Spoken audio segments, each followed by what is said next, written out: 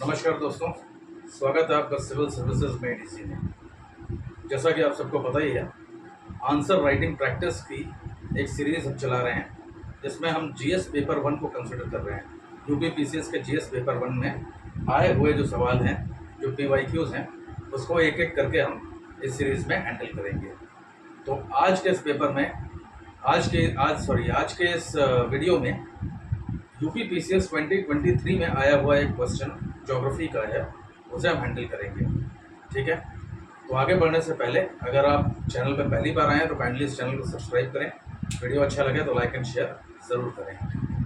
2023 में UP PCS ने एक क्वेश्चन पूछा था, ओशंस आर द स्टोर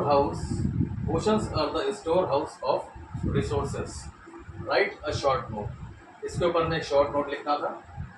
ये क्वेश्चन 8 नंबर में 8 मार्क्स में पूछा गया था। ठीक है, 8 मार्क्स में।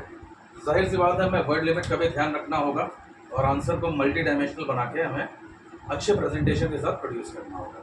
ठीक है, तो देखिए, सबसे पहले इस क्वेश्चन को ब्रेक करिए। क्वेश्चन क्या है? Oceans are the store house of the resources. ठीक है, तो देखिए यहाँ पे आपको ओशंस के ऊपर बहुत ज़्यादा फोकस नहीं करना है। कीवर्ड यहाँ आपका ओशंस नहीं है, कीवर्ड है आपका रिसोर्सेस। यहाँ पे ऐसा मत करिएगा कि आप क्वेश्चन स्टार्ट करें और आप बताने लगे कि ओशंस क्या होते हैं। आपने ओशंस को डिफाइन किया, फिर आपने बताया महासागर कितने होते हैं, और उसके बाद फिर आपने बताया कि किस ओशन में क्या है, उनकी लोकेशन। इन सब चीज़ों की ज़रूरत नहीं है, यहाँ पे वर्ड्स बहुत लिमिटेड है। तो आप सीधे स्टार्ट करिए। Oceans are a crucial part of the earth's ecosystem, acting as vast reservoir of natural resources that are indispensable for human life and economic activities। मतलब देखिए, मैं साथ साथ इसे हिंदी में भी थोड़ा इसलिए बताता हूँ क्योंकि बहुत सारे व्यूअर्स ऐसे हैं जो हिंदी मीडियम को बिलोंग करते हैं, तो उन्हें भी क्लियर होनी चाहिए चीज़ें।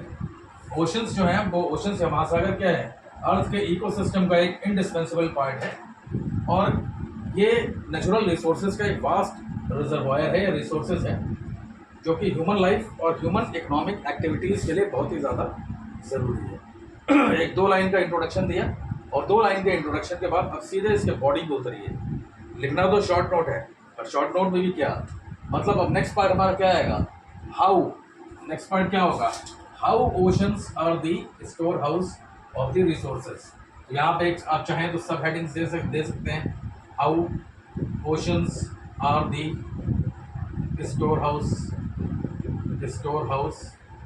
of resources। इसकी एक हेडिंग दे देंगे, और हेडिंग देने के बाद पॉइंट्स में 1 2 3 4 स्टार्ट करिए। पहला पॉइंट, बायोडाइवर्सिटी। ये आप सभी लोगों को पता है कि ओशंस के अंदर क्या होता है? एक रिच बायोडाइवर्सिटी पाई जाती है, और रिच बायोडाइवर्सिटी में क्या होता है? यहाँ मरीन फिशेस पाई जाती हैं। तो यहाँ पे क्या होता है? ये सी फूड का एक अच्छा सोर्स हो जाते हैं। सी फूड की जहाँ तक बात है, तो इंडिया के कोस्टल स्टेट्स अगर आप देख लें, या फिर इंडिया के बाहर जैसे जापान जैसे कंट्रीज हो गए, थाईलैंड हो गया, या बहुत सारे कोस्टल स्टेट्स ऐसे हैं जो पूरी तरह से सी फूड पर डिपेंड करते हैं। तो सी फूड अगर अवेलेबल होगा तो आपको न्यूट्रिशन मिलेगा। न्यूट्रिशन से क्या होगा? देखिए, फिशेस क्या होती हैं? बहुत अच्छा सोर्स होते हैं प्रोटीन का। तो कहीं ना कहीं जो न्यूट्रिशन डेफिशिएंसी है, उसको काउंटर करने में ये सी फूड बहुत काम करता है। ठीक है, और अगर फिशिंग वगैरह एक्टिविटीज़ होंगी तो यहाँ पे लोगों को क्या मिलेगा? रोजगार मिलेगा, लाइवलीहुड्स मिलेंगे। दूसरी चीज़, मरीन बायोडाइवर्सिटी जो होती है, ये कॉमर्शियल और सब्सिडेंस फिशिंग दोनों को सपोर्ट करती है, और इससे क्या होता है? फूड सिक्योरिटी में हेल्प मिलती है। मतलब रोजगार तो मिल ही रहा है, बट रोजगार के साथ साथ क्या हो रहा है? फूड सिक्योरिटी में भी हेल्प मिल रही है।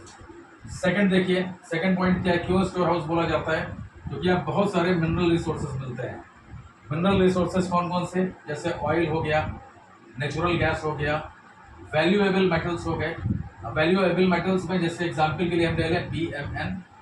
PMN को बोला जाता है, फुल फॉर्म इसका होता है पॉलीमेटालिक नोड्यूल्स। Polymetallic nodules.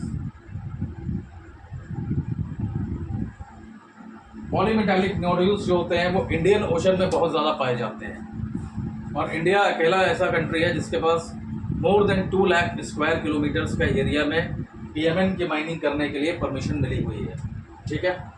उसके बाद ये जो मिनरल रिसोर्सेज आपको मिलते हैं यहाँ से, ये बहुत सारी इंडस्ट्रियल एप्लीकेशंस में काम आते हैं, जैसे एनर्जी प्रोडक्शन, मैन्युफैक्चरिंग एक्सेट्रा। ठीक है। तीसरा चीज़, थर्ड पॉइंट, क्यों ज़रूरी है ओशंस या ओशंस का सिग्निफिकेंस क्या है। तीसरा है क्लाइमेट रेगुलेशन। क्लाइमेट को रेगुलेट करते हैं ओशंस। कैसे? कार्बन डाइऑक्साइड को एब्जॉर्ब करते हैं और ऑक्सीजन को रिलीज करते हैं। ठीक है। कार्बन डाइऑक्साइड को क्या कर रहे हैं? एब्जॉर्ब कर रहे हैं, और ऑक्सीजन को क्या कर रहे हैं? रिलीज कर रहे हैं। तो इससे क्या होता है, कार्बन डाइऑक्साइड की क्वांटिटी घटती है तो क्लाइमेट रेगुलेट होती है, क्योंकि आप सबको पता है कार्बन डाइऑक्साइड कैसी गैस है, ग्लोबल वार्मिंग प्रोड्यूस करने वाली गैस है। ठीक है। और दूसरा चीज़, ओशंस जो होते हैं ये हीट सिंक्स की तरह काम करते हैं। हीट सिंक्स की तरह काम करने की वजह से क्या करते हैं, ये ग्लोबल टेम्परेचर्स को थोड़ा सा नीचे लाते हैं। जो टेम्परेचर में राइज हो रहा है उस टेम्परेचर को कम करने में हेल्प करते हैं। और दूसरी चीज़, वेदर पैटर्न्स को डिफाइन करते हैं, इन्फ्लुएंस द वेदर पैटर्न्स। ठीक है। चौथा पॉइंट, इकोनॉमिक एक्टिविटीज़। चौथा point, economic activities. Economic activities बहुत सारी होती हैं जो ओशन से रिलेटेड होती हैं, जैसे शिपिंग, टूरिज्म, एक्वाकल्चर। एक्वाकल्चर तो अभी लेटेस्ट है और डिमांड में भी है।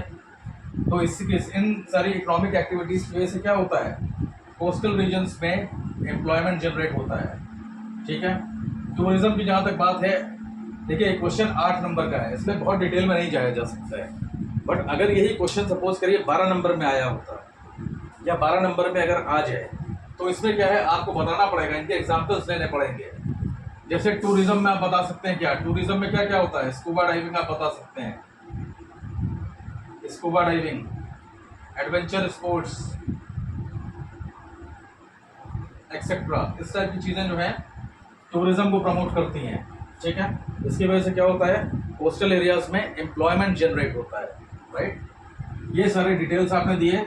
अब एक छोटा सा कंक्लूजन दीजिए, शॉर्ट का एक कंक्लूजन दीजिए। कंक्लूजन में क्या लिखेंगे, देखिए कंक्लूड करना है एक पॉजिटिव नोट पे। तो पॉजिटिव नोट पे कंक्लूड करने के लिए आप बता सकते हैं कि sustainable management and conservation of ocean resources is essential to ensure their availability for future generations.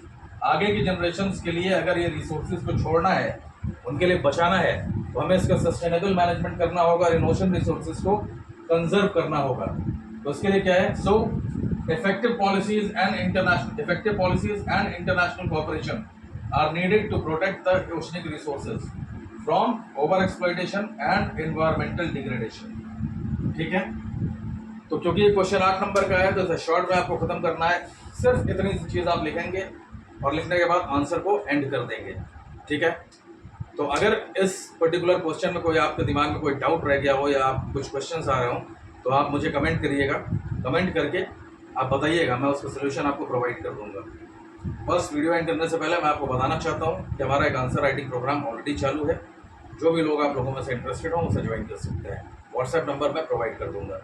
जो भी लोग पेड वर्जन पर नहीं जा पा रहे हैं, हमारा फ्री वाला टेलीग्राम चैनल जरूर ज्वाइन कर लें, क्योंकि बहुत सारे notifications, updates, questions, current affairs, वो सारी चीज़ें मैं वहाँ पे टोटली फ्री ऑफ कॉस्ट में देते रहता हूँ। ओके। तो वीडियो अच्छा लगा हो तो सब्सक्राइब कर दीजिएगा, लाइक एंड शेयर कर दीजिएगा। Thank you.